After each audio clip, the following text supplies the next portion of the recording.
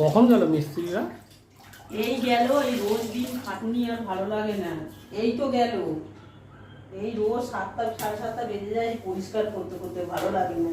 আমি শুধু সারাদিন এই ঘরই পরিষ্কার করি।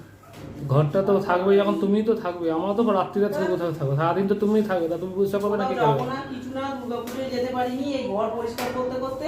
কালী পুজোয় যাওয়া হবে তো? হ্যাঁ, আমার আর যাওয়া হবে না গো, কালী পুজোতেও আমার যাওয়া হবে না।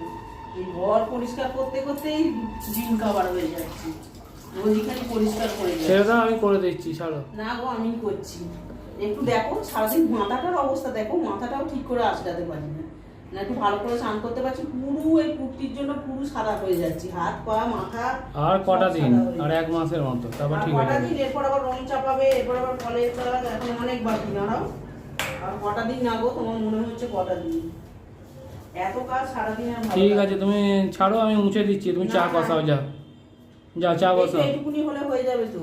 চা বসাও, যাও, আমি মুছে দিচ্ছি। চা বসাবো না, মোছা হলে চাটা বসাবোই। মায়ের ঘরে গিয়ে চা বসাও না। আসছি, যাচ্ছি তাহলে।